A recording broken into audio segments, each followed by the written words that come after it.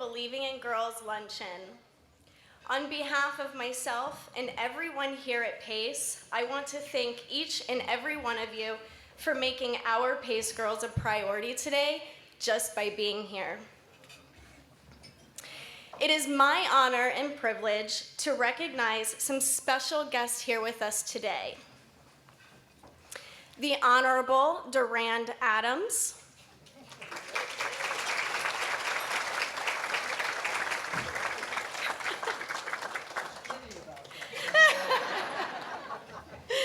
the Honorable Melissa Gold,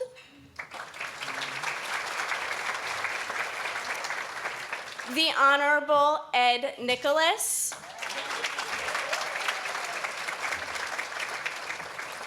Manatee County Commissioner Amanda Ballard, Mayor Jean Brown, City of Bradenton,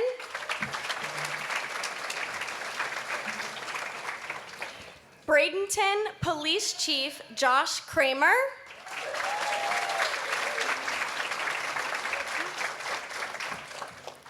Bradenton City Councilwoman Lisa Gonzalez Moore,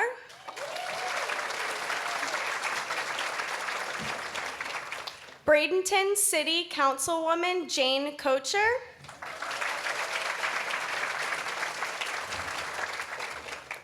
Mayor Dan West, City of Palmetto,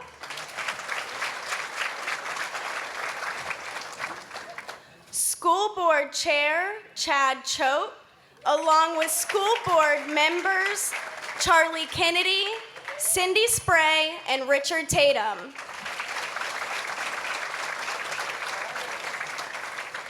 Newly appointed Manatee County School District Superintendent Lori Breslin,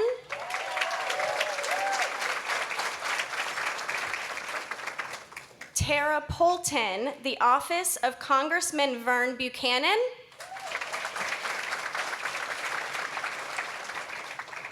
Kathy Galilea, I hope I said that right, and Amanda Romant, the Office of State Senator Jim Boyd.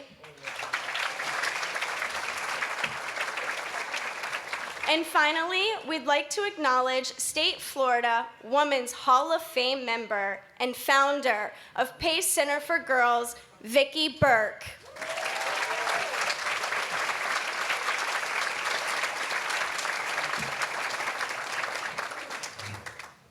Another thank you to our Believing in Girls sponsors, our investing sponsors, Peters Family Foundation and Neal Communities,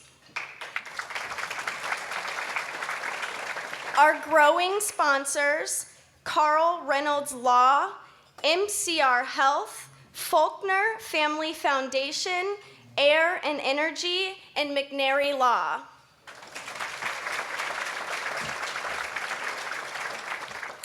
Our honoring sponsors, Bradenton Kiwanis and Goodwill, Minnesota. And finally, in recognition of your leadership, please stand if you are a current or former board member or a member of our Capital Campaign Committee. Thank you. None of this would be possible without all of your support. My name is Raina Brown, and today I stand before you, a proud PACE girl, soon to turn 33 years old. 17 years ago, I never could have imagined that the girl I was then would become the woman you see now. A fierce advocate, a voice that refuses to be silenced, a living testament to what is possible when someone believes in you. Back then, I was lost. I was hurting. I was piecing myself together over and over again just to survive. But PACE met me there, with compassion, with relentless encouragement, and with the unwavering belief that I could do more, be more, become more, and they were right.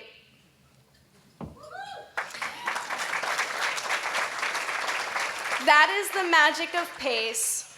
They take brokenness and transform it into brilliance. They look at a girl who can barely see a future for herself and hand her the tools, the courage, and the vision to build one. So today, I invite you to open your hearts and your minds, not just to my story, but to the stories of countless girls still waiting for someone to tell them, you can. What we are doing here today is bigger than lunch, bigger than speeches. Today is about possibility, about potential, about the life-changing power of believing in someone you may never meet, but whose future you could forever impact. An investment in PACE is not charity. It is transformation. It is a ripple that grows into waves, reshaping our entire community. Thank you for being here. Thank you for listening. And thank you for choosing to be a part of something that truly changes lives. Please enjoy the food that's being served.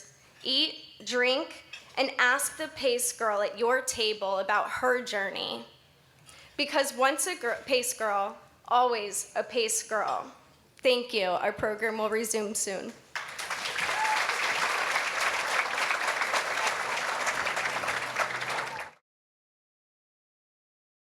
Okay, so if you would be so kind as to turn your attention to the video screens in front of you for a special production.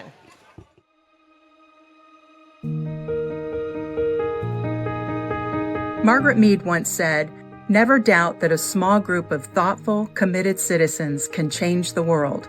Indeed, it's the only thing that ever has." PACE Center for Girls was founded on that very belief that change begins with people who care, one girl at a time, one center at a time, one community at a time. From county to county, state to state, PACE has grown into a movement, a force for transformation, healing, and hope.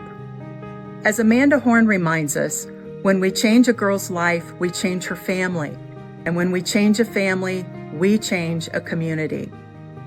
When we choose to invest in girls to see beyond their trauma and to believe in the promise of their potential, we create a future filled with empowered young women, all because of PACE.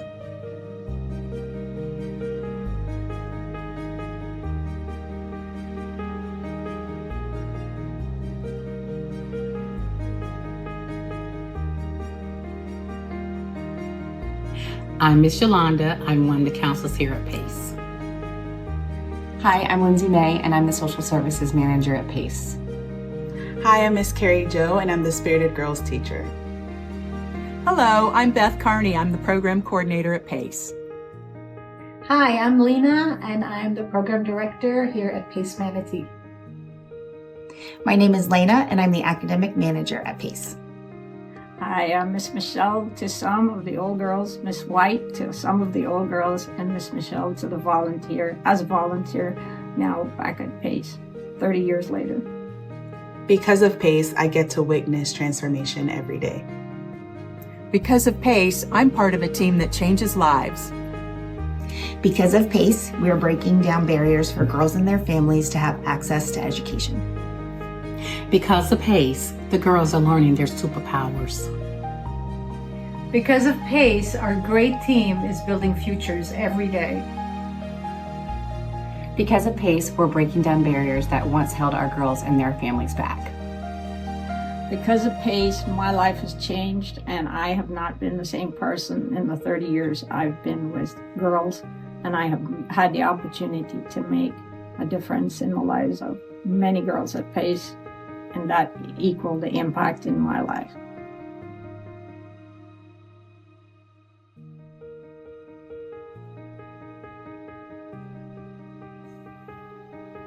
Hi, I'm Gene Brown, Mayor of the City of Bradenton. Hello, I'm Lisa Gonzalez-Moore. I'm currently serving on the City of Bradenton City Council. Hi, this is Gilbert Smith, and I am a circuit judge of the 12th Judicial Circuit. I'm Wendy Deming with Bishop Parker Foundation.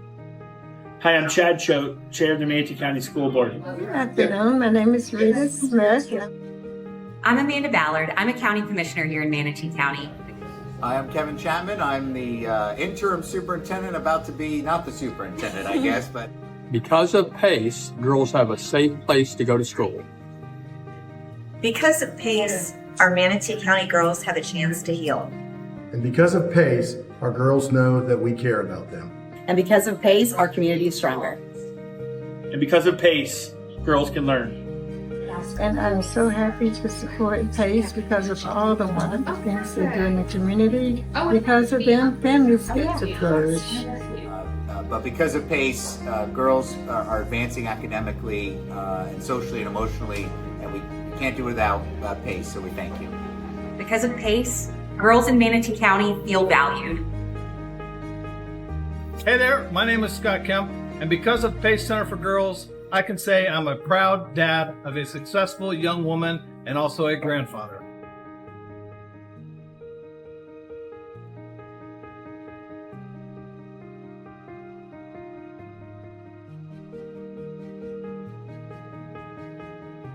Hi, my name is Leah, and I am a former PACE girl. Hi, I'm Lizette, the PACE girl from 2015. Hi, my name is Raina, and I am a proud former PACE girl from the class of 2010. Hi, I'm Sammy Balls, proud member of the very first graduating class of PACE Manatee in 2001. Hi, I'm Erin, proud PACE girl from class of 98. Hi, my name is Naja Morris, and I'm a former PACE girl of the class of 2017 and 18. Because of PACE, I was able to graduate high school and grow into the woman I am today. Now, I am the marketing coordinator at College Hunks Hauling, Junk and Moving, and the owner of Sammy Ball's Creative Marketing.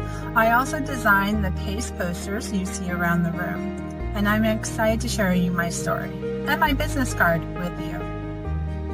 PACE taught me the power of using my voice, to be able to stand up for myself and to speak up for others. Today, that power fuels my life's work and passion as a traditional home birth attendant and doula, where I advocate for women and families to have true autonomy over their birth choices.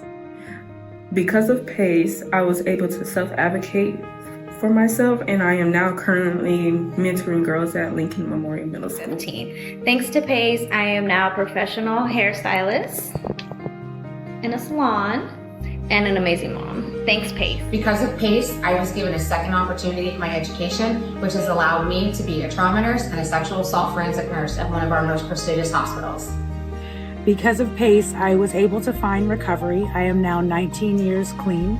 On my recovery journey, I found an amazing career as a corporate flight attendant, and I traveled the world. It was one of the best times in my life. Because of that career, I was able to buy a home, and now I stay home and became a mother to this little guy, Segan, at 42 years old, and I get to stay home with him. Thank you so much, PACE.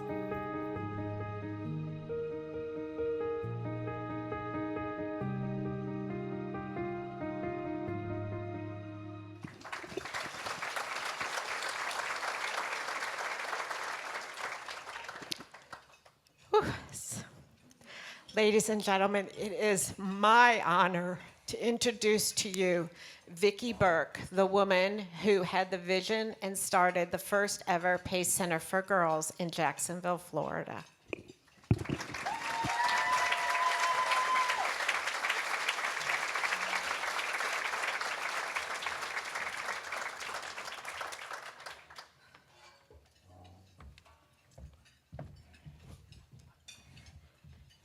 Thanks, Amy.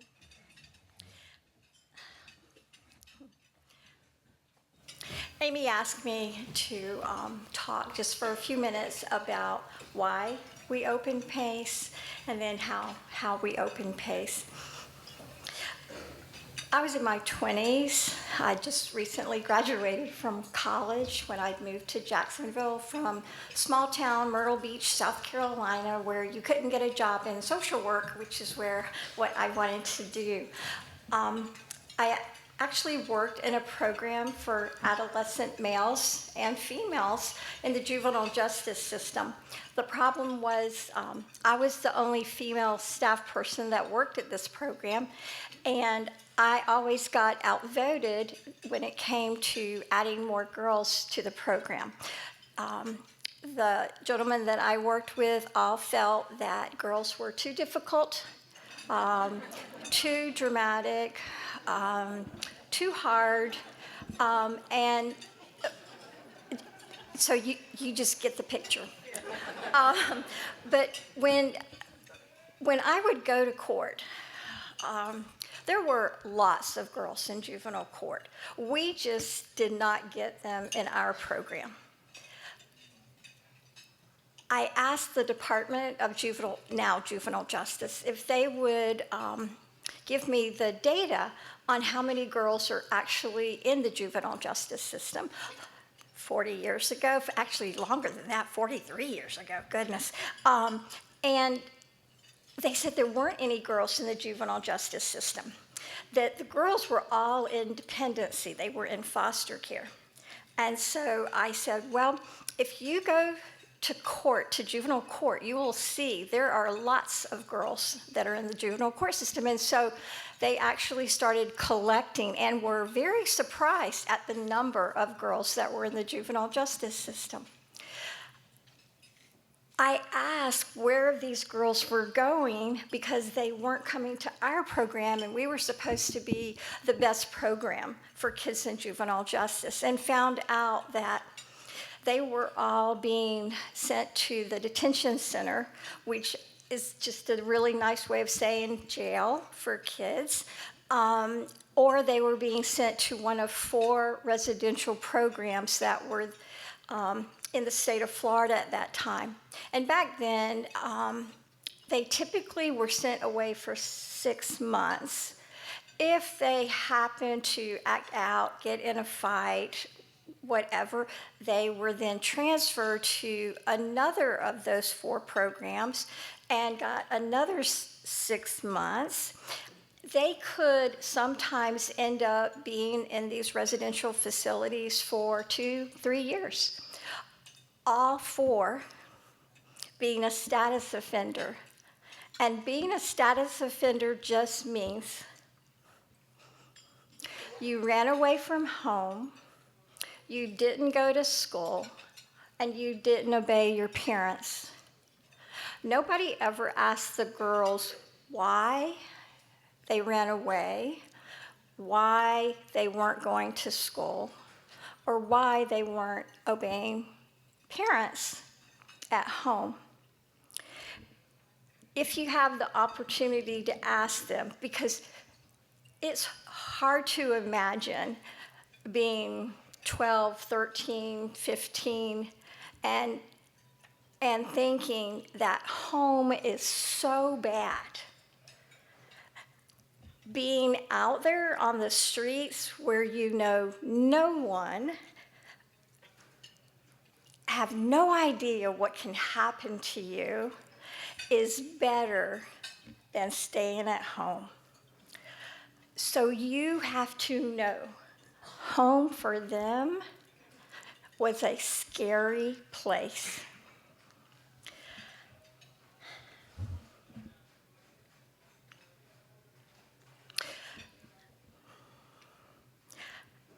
When I started asking what else we had in Florida, what else we had in Jacksonville, there was nothing else.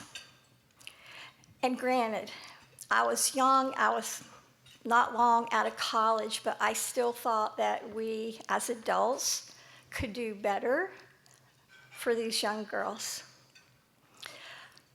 I talked about a program for girls in the juvenile justice system for 3 years to so many people.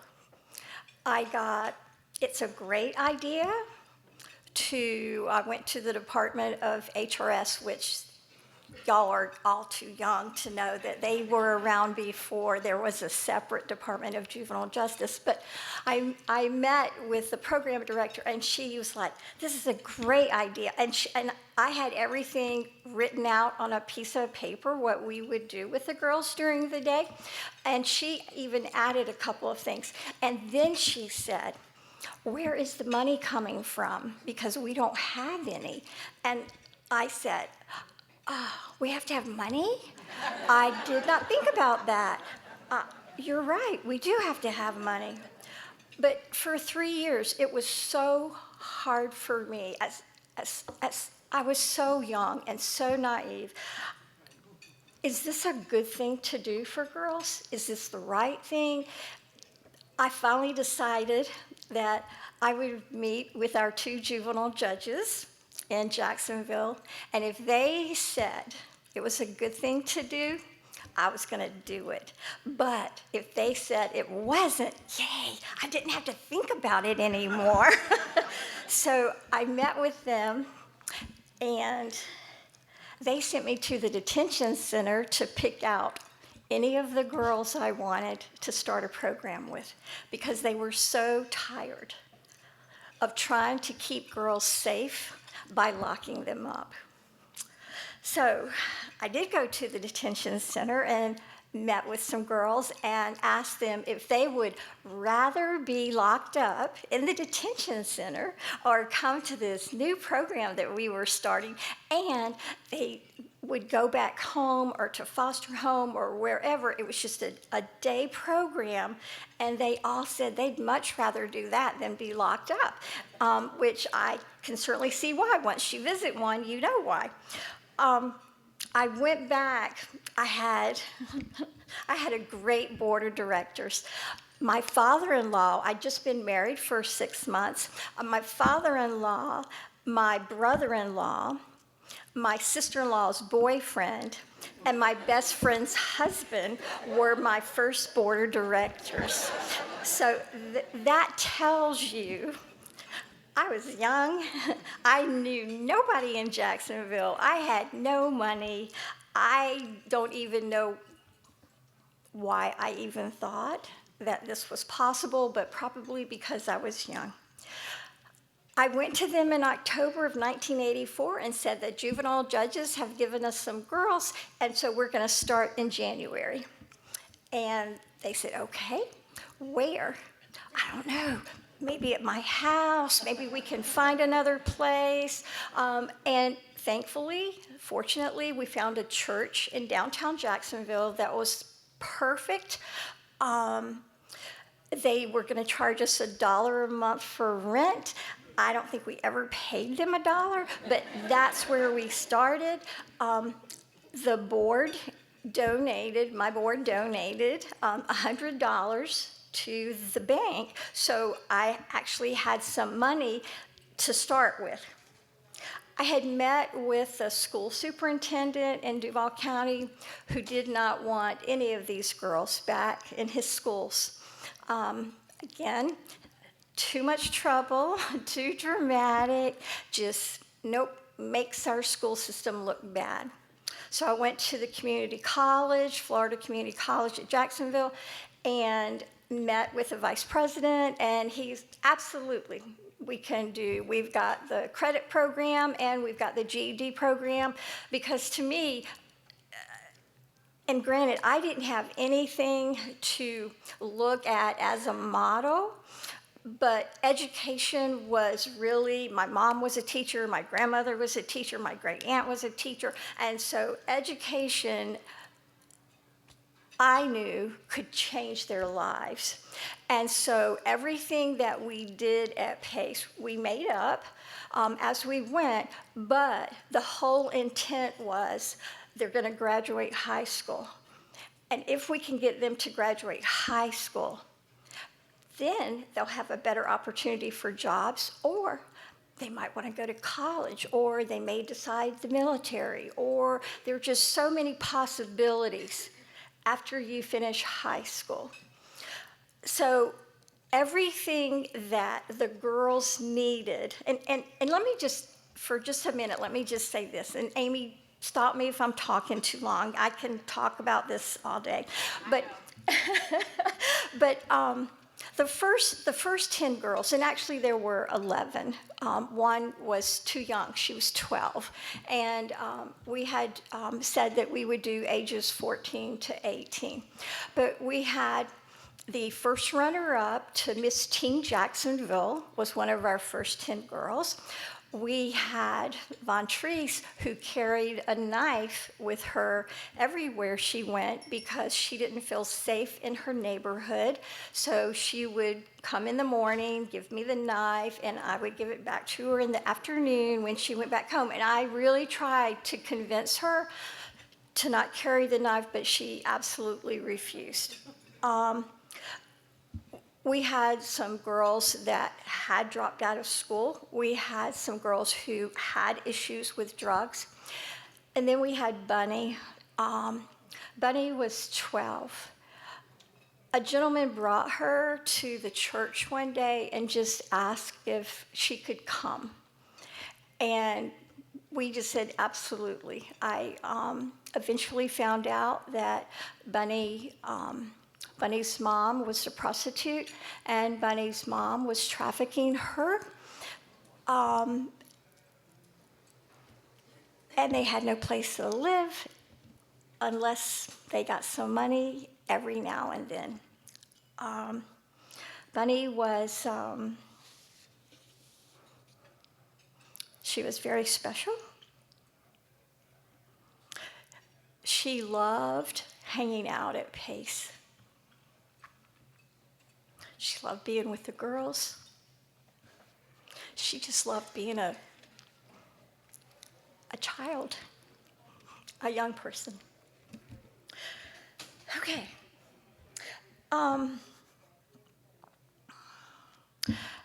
What happened next changed everything for Pace.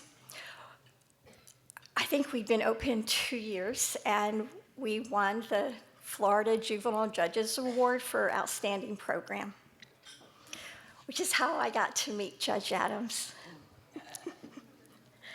Judge Adams is pretty darn persistent about wanting a program here, and thankfully, we were able to make that happen. And because of that, because Pace was so successful here, we were able to expand because after Judge Adams, then other judges wanted a program in their community as well. So expansion became easier because I used to go to Tallahassee and, you know, how when you don't have any money, you have to beg. And I used to have to beg a lot. Once the juvenile judges got involved and they met with legislators, that just changed overnight. I just became their best friend, and how much money do you need, and what do you need it for? And it has been amazing. So today, we have 20 programs in Florida, 2 in Georgia, 5 in South Carolina, and we have thousands of girls who have just the most amazing jobs, from nurses to teachers. We have a professor at Harvard. They're just doing things that they never, ever dreamt were possible. And even today, when I go to graduation ceremonies, it still is amazing to me that 40 years later, how many girls say, I'm the first one in my family to graduate high school. It is so, but it is such an incredible experience to see how their lives change because of the staff who care about them, who support them, who work so hard, because there is nothing easy about this job. It is so difficult, and some days you just want to give up. But then you get high school graduations, and then you get to talk to girls who got these amazing jobs and who are going to college and who've joined the military. And I just want to wrap up by saying thank you to all of you here. I mean, everybody says, oh, you did PACE. No, I didn't. All of y'all are doing PACE. The whole community, all the staff, all of y'all are PACE. Not one person. There's no way one person could do what all y'all were doing. And so I just so much appreciate the opportunity to be here. I'm so thankful that Judge Adams found the original board, Sandy and Paulette and Ann, and they worked so hard to get PACE here. And I just so appreciate that y'all all just continue to support the girls and the staff. It's just, it's remarkable. It's a blessing. It's just, there just aren't words. But thank you very much. Thank you.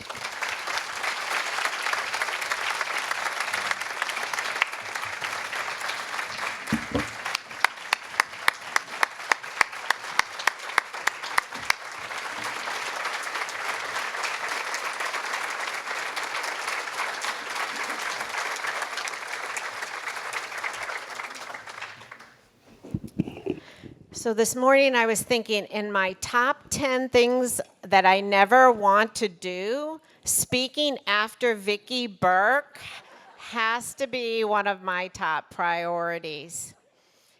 Thank you, Vicki. I didn't realize you were so young when you had this vision, because it really does speak to your courage and your belief that if not you, then who? Who would firmly believe in the promise of each PACE girl until she can fully believe in herself?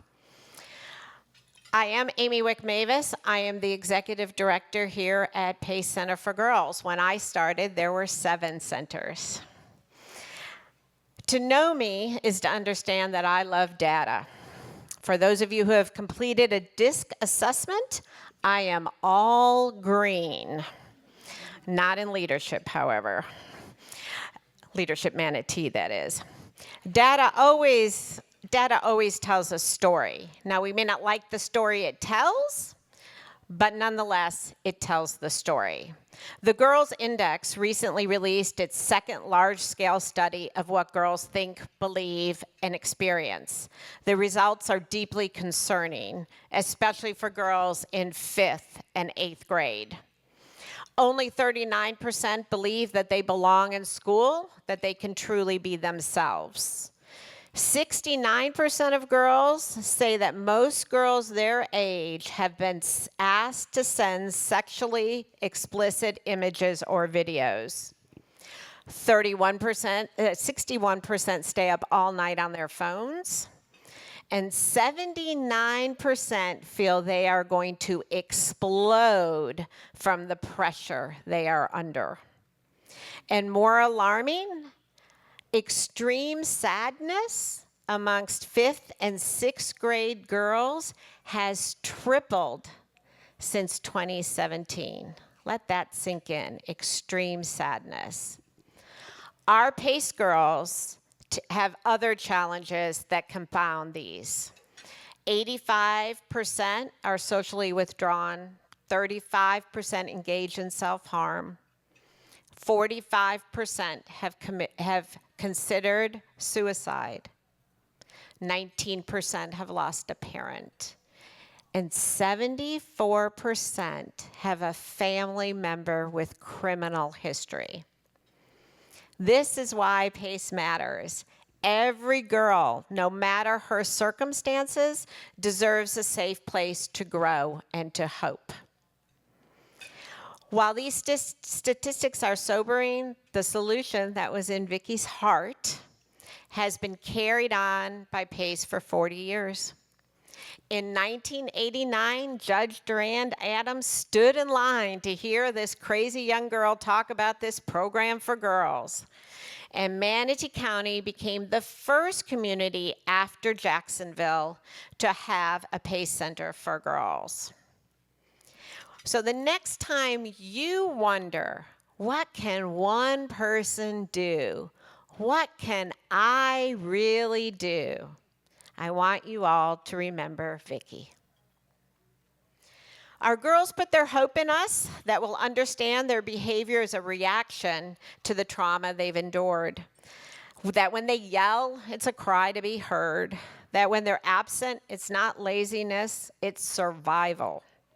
But above all, they hope that PACE will believe in them until they can fully believe in themselves. I celebrated 30 years at PACE this year. I'm sparing y'all the picture of me with my spiral perm that was taken, and y'all had them if you're my age. That was taken my first year at PACE with my first PACE girl, Shauna Matz.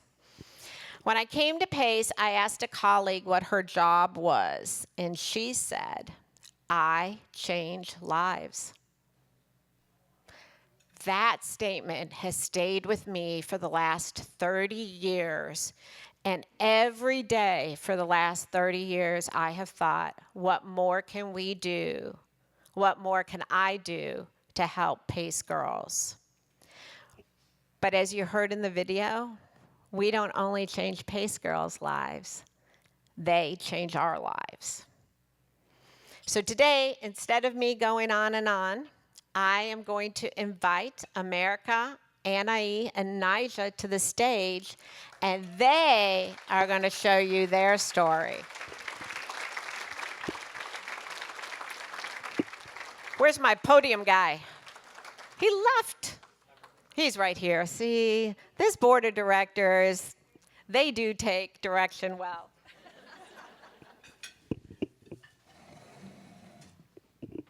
So I have to tell you, one of the things about social media that's really great is you can now keep in touch with people, right? It used to be it was so hard. Okay, they're going to decide themselves independently how they're going to sit. You guys can sit, grab your mics. As these young ladies all reached out and said, it's time for me to tell my story, we realized, they are all 25 years old, and they were all at PACE at the exact same time.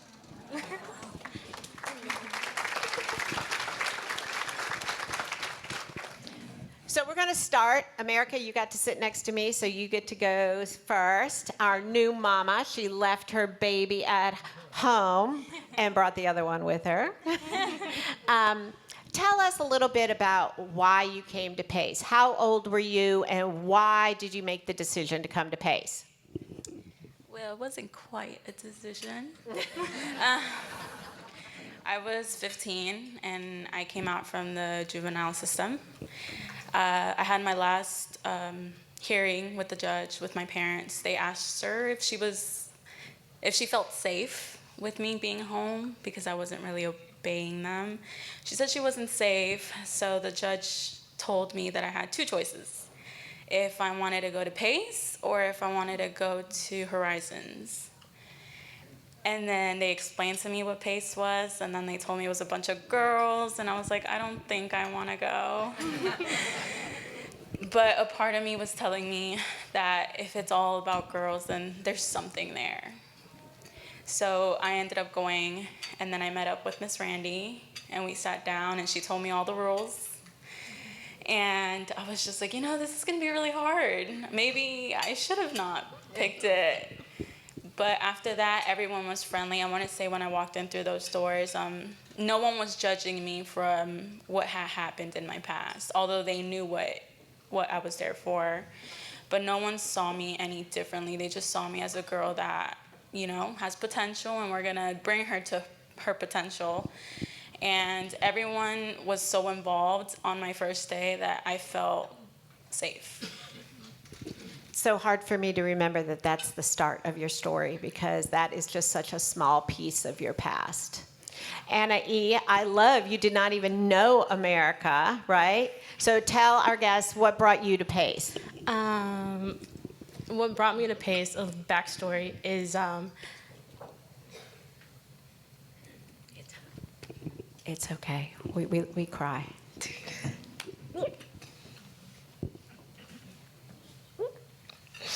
Oh, why?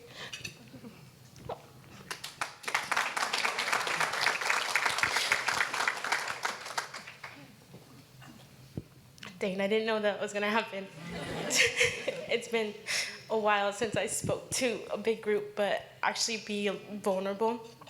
15-year-old me didn't want to be here. I was on antidepressants. I was also taking medicine for anxiety. I was angry at the world because I wanted my dad with me. My dad was deported when I was 2, and it was very difficult to have him here. He wanted to do everything the right way, but it was difficult for him to get here. By the time my dream was when I turned 15, he was gonna be here. But my dad already made his life over there too, and he had family over there. So I was angry because for me, it's just like, why couldn't you be here? That anger was towards my mom. So I had a lot of issues with my mom, and I would get into physical fights with my mom. So when I ran away, my mom was scared that I was going to try to do something to make myself not here anymore. I was very suicidal, and there's been times that she had caught me before trying. So that one night that I ran away, she was terrified, but I just wanted to get away from home because home I didn't want to be there. I am the oldest, so I was also like, my mom was a single mom too. So I was like the second mom. Everything felt like everything was on my shoulders, it felt like. So when I was in middle school, I was also fighting a lot. And I had a very amazing principal, a vice principal, Mr. Zigglefus, and Mrs. Zigglefus. I'm not sure if you know her, but she has a elementary school here. They don't know, but because of them being loving people, and especially him telling me like, Mija, you need to do more. And after going to the hospitalization, because I did go through that, and I was in a kind of like in a shelter for 2 months after running away, he spoke to me. He's like, don't you want more? And I did kind of have that realization, like, yeah, I do want more. I don't want to feel like this anymore. And so it was my decision. I was telling him, hey, how can I get in contact with Pace? Because he was telling me about Pace. And I was like, okay, how can I get in contact with him? And then by that time, I was already doing therapy outside of that. So I was like, yeah, I do want more. What can I do? And I remember getting my mom, and mom was like, okay, this does sound like it would be a good opportunity for you. So I got I was bugging them. I was like, I want this for me. And so, we love that. We call that self-advocacy. That's what we call it, not bugging. Yeah. That's great. With Miss Randy, right? Everyone's met with Miss Randy. Yeah. And ever since I got there, it's that feeling of like, I am seen. They hear me. Someone's there. And, gosh, we didn't even plan it, Vicki, did we? And you talked about girls sometimes not wanting to be at home and what that meant. And that is certainly part of Anai's story. Okay, we're going to come back. Nija. Hi, Nija. Nija, guys, works at Lincoln Memorial Middle School right now. But tell us a little bit about your story. What brought you to Pace? What brought me to Pace was starting 6th grade, I got in my first fight, and I ended up getting charges pressed on me, and that kind of started something negatively within me. I started fighting continuously because I noticed that it got me attention from my peers, from at home, from the teachers, and I also was an IEP student. So I got more attention by acting out, fighting, cussing, whatever it was, to get attention in my books because my IEP accommodations wasn't being met in public schools. And I also attended Lincoln as well, so it's very nostalgic to work there as an adult. And it followed me to high school. But my 10th grade year, I had tremendous losses with my peers. I had multiple peers get killed. That was also in high school.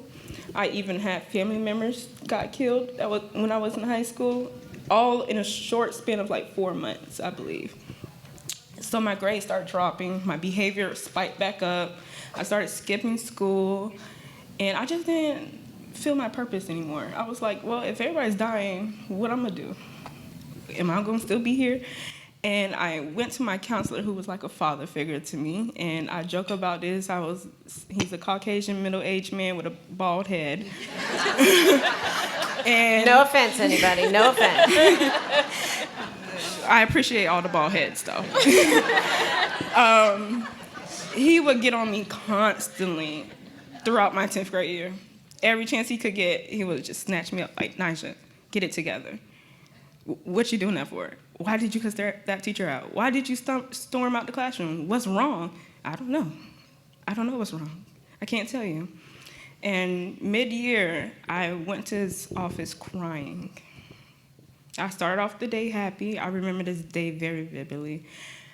I went to him crying and said, I want to jump in front of a bus. I'm ready to leave school and jump in front of an MCAT bus. That is the first time I seen him cry. And he had to send me out his office for a second to get himself together. And he came, brought me back in, and he said, Nisha, you are loved. Despite with the stuff that I give to him, the mouth, the fighting, the skipping, the high blood pressure. He said, I love you as if I birthed you, as if you are mine. And that right there, little do he know, it saved my life. And So I want to point out that you all have mentioned people. We talked earlier, right, because of PACE. So when we think about maybe we're not having impact on people's lives, these people have had an enormous impact on your life. And Nigel, when you started at PACE, how was school different? This is going to be good. How was school? That's now we're going to go backwards. How was school different at PACE than in the public school? It was very different. I know the first impression was, I'm not giving y'all my phone. That was my first impression. I'm not doing that. So a little side note: the girls voluntarily turn in their phone every morning. I'm a good babysitter. I say, it's okay. I take good care of it. Go night-night, take a little nappy nap, and you can pick it up at the end of the day. And it's a big hit. It is, because we even get the vanilla folders, and we put our phone in there. And I can't remember who was the desk person at the time. She was like, I wish you could make it prettier so it could feel better. And I'm like, it would not make it feel better. My attitude was probably on 1,000. My whole time at PACE, it was on 1,000 because I wasn't getting my way. So I would have moments where I would be sitting in the classroom, minding my business, the teacher minding their business, my peers minding their business, and I would just get a rage over me out of nowhere, and I can't fight because I know where that would land me out of the program that is really helping me. So I start flipping things, throwing things, walking out of the classroom. And an honorable mention, she's not here, but Miss Yolanda, she's another big staple in who I am today. She also, too, saved my life as well with her motherly instincts and her guidance and leading me and teaching me how to self-advocate for myself, because here I am, 17 years old in 11th grade, learning how to self-advocate, finally, for myself. And you know, Nigel, you act like you were late in life to that, and I think the adults in this room would be like, I know 30-year-old people who don't know how to self-advocate for themselves. Anna E., how is school different at PACE than at regular school? How is it different for you? Different because everyone can go at their own pace. So when I started, for whatever reason, they held me back in kindergarten, and I felt 3rd grade. So I was kind of like in, 8th grade, 15 years old, and I was like, dang, I'm like the oldest one here. I always say, they don't give you parking passes in middle school. So it's different just because, it's just like you could go at your own pace. And it's in smaller classrooms, too. It's not like you're 20 people in one class.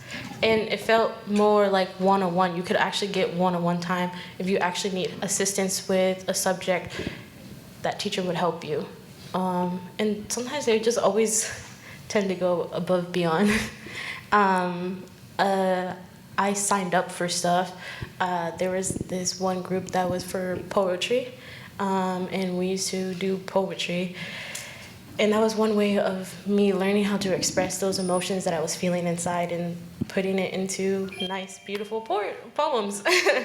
The girls had shared some pictures with me about that. Anna, you reminded me, how'd you get to school every day? I used to ride my bike to school.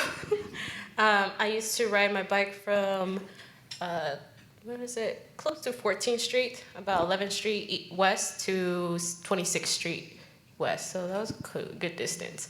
And there was one time I almost got ran over, and it wasn't my fault. He should have just waited, because it was that little walking man for me. So that was a scary moment. And then one time my tire was flat, so Mr. Allen, that was his name, right? Okay. My tire was flat, and he put air in my tire, and that was very sweet of him. Something outside of that's what I mean of going beyond, above and beyond, doing those things and showing us that they care about us in that sense. He's like, okay, I can put air in your tire real quick. And I had forgotten about that, but Anna, he still has that picture. And I she do. shared it with me. She's like, remember my bike? And it was Mr. Allen. America, how do you think school was different for you?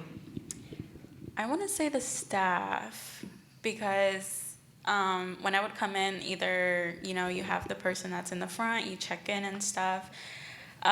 When you do that in public school, they don't ask how your day's going. Is everything okay? Is everything okay at home? Do you need to talk to someone? And sometimes that's what we need, because we go home, and of course, you guys don't know what's going on after. But to hear that in the morning, showing that someone cares, it's a nice feeling. And then every period of class, they push you to your limits. I mean, I've never seen teachers so involved in someone's life. Although they don't have to be, but you guys did it either way. And I want to say that feeling of also having the feeling that you don't have anyone there for you, and having that throughout the half the day, it was a nice feeling, because you're going home at peace with everyone that has impacted my life. Those are some powerful words, going home with peace. America graduated from Pace. Anna E. graduated from? Manatee High School. Nigel graduated from? Palmetto High School. Palmetto High School. 3 ladies took different paths, right?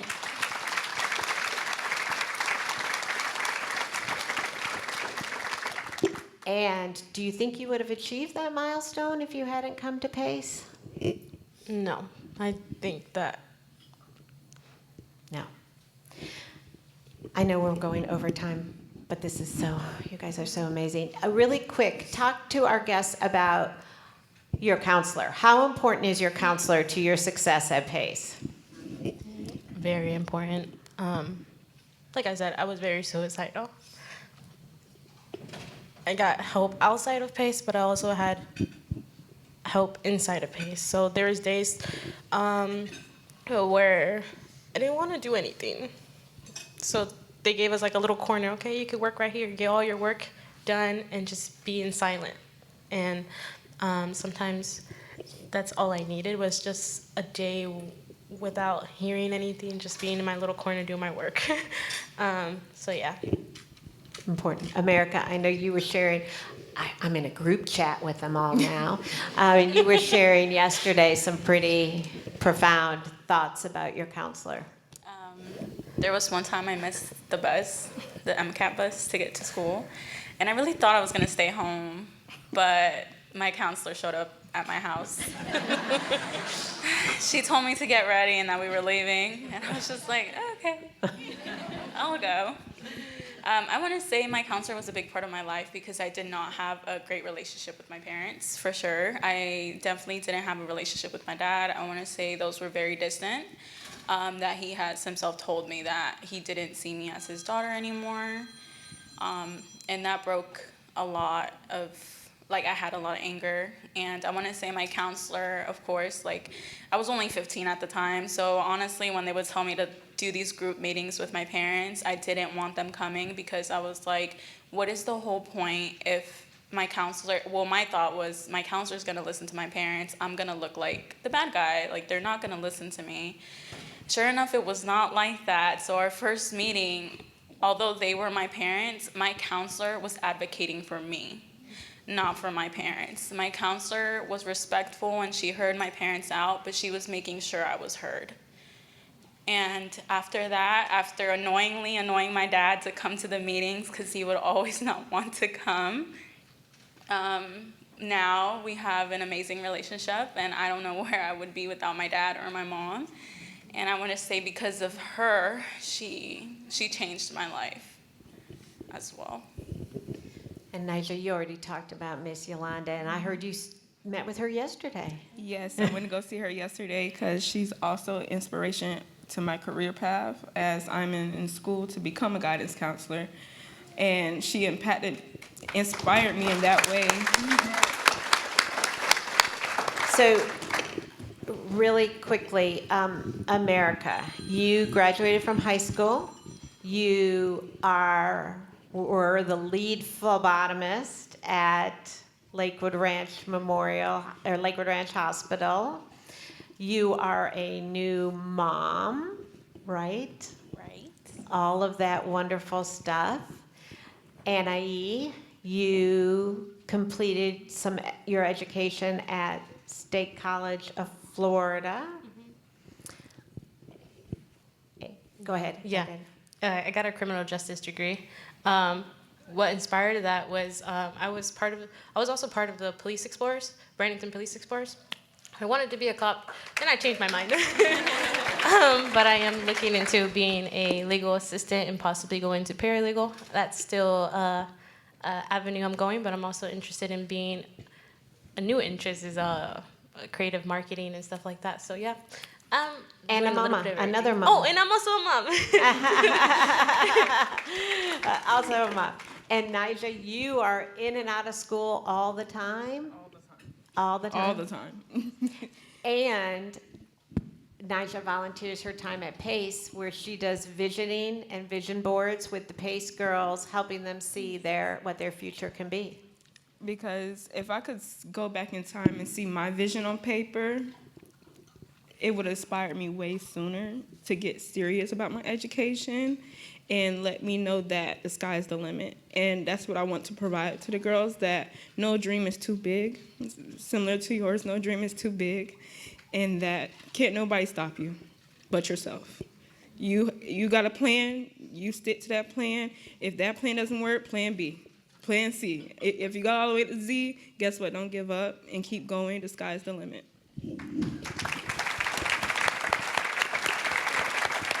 Can I share one story? Yes, America wants to share a story. We're girls, we love to talk. Yeah.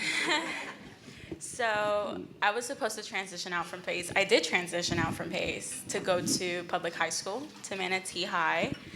I did not want to go to public high school. I was only going for 2 credits. I really wanted to stay at PACE. I called Miss Randy, and I was like, is there any way I can come back?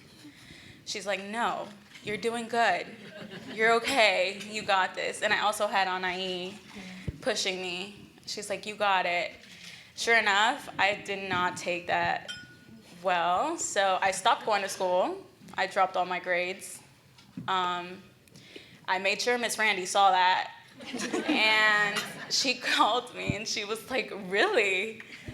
I was like, yes, I'm not going back to school. Like, I will drop everything if I don't go back to PACE. And she was like, yeah, we can't do that. So she ended up enrolling me back in, and I was happy as I can be. I saw everyone, and they were like, you're back? And I was like, yeah, I'm here to finish. And I did, thankfully. So maybe that's another way we teach girls to advocate for themselves. I don't know. So I want to thank these young ladies for being so amazing and giving of their time and changing their whole schedules to be here today to share with you the impact of PACE. So how about hearing it for our ladies? Thank you, guys. Thank you.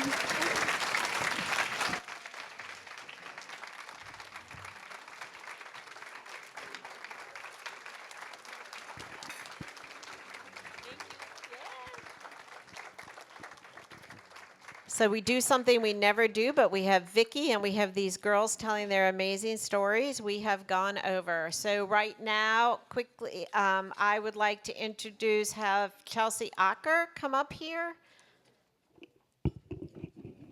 And thank you, everyone, for your patience. Good afternoon, everyone. Thank you so much for being here today. Your presence is such a powerful statement of belief, of support, and of a commitment to young women we serve here at Pace Center for Girls.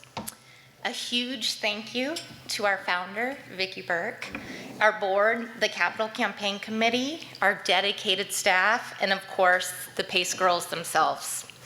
None of this would be possible without all of you, so I just want to thank you for that. My journey began with Pace a little over a decade ago, and I went on a tour with the Junior League of Manatees, so shout out to Junior League if we have any Junior Leaguers in here. And since then, I've had the privilege to serve on their staff, on their board, and now currently on their capital campaign. Through every role,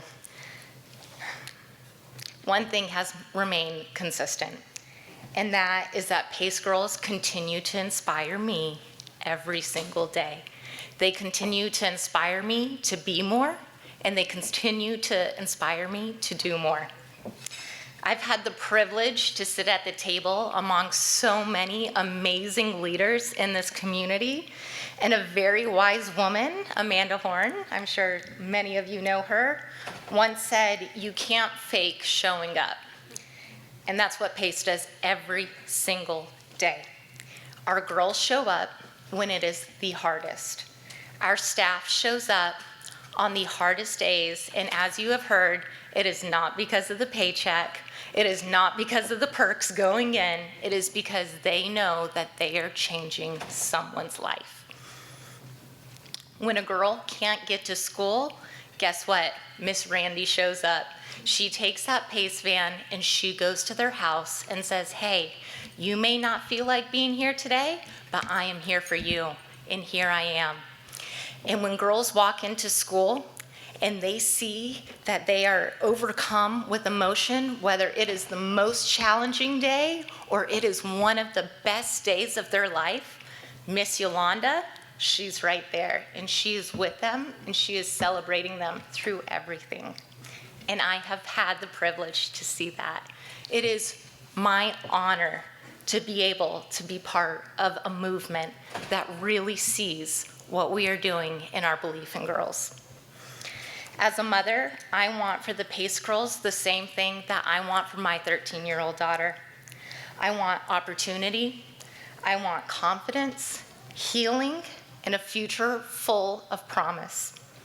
The joy I feel just today, seeing all of you, seeing our founder, hearing our stories, seeing the girls in the community, it is absolutely overwhelming, the power of that transformation.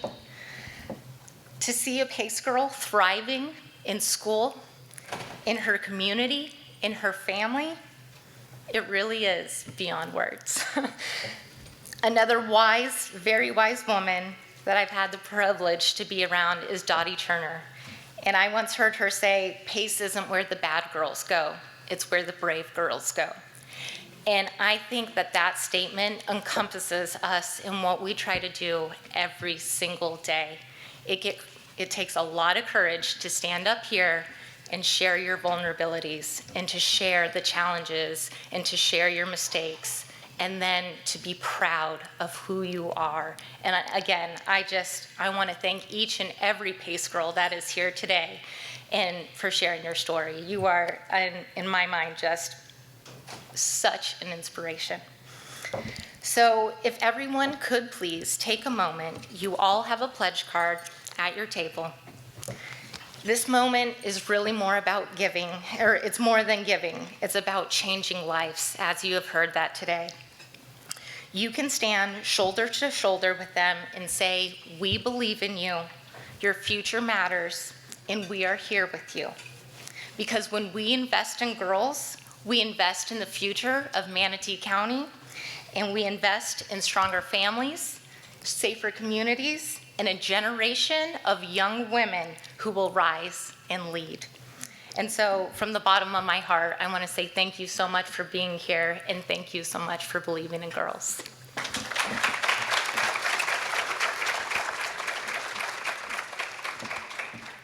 Thank you so much, Chelsea. And thank you to each of you, just as Chelsea said, for being here today. Each of you took time out of your day to learn about our past, our present, and our girls, and our future, and that new building coming down, so please look at everything. We're also excited for that. Remember, Vicki had an idea, and that idea gave 40,000 girls across the state of Florida the choice to change their lives. They did it. But without Vicki, we could not have had that happen. Because of Vicki, the girls you met today are living the lives they never thought possible. Share the mission of PACE, please, when you leave today. Because of you, another girl might be saved and her life might be changed. Together, we are changing lives, one girl at a time. Thank you so much for being here today. And if you are a board member, a former board member, or a Capital Campaign member, please join us on stage for a picture. And please take those red envelopes, even if you're not ready to make it, you want to go home and make a donation later. Please turn in your envelopes so that we know you were here today and we can share the mission with you as we continue to grow and our new building gets finished. So thank you so much. Look for the red balloons. Drop off your red envelopes where the red balloons are. Thank y'all so much.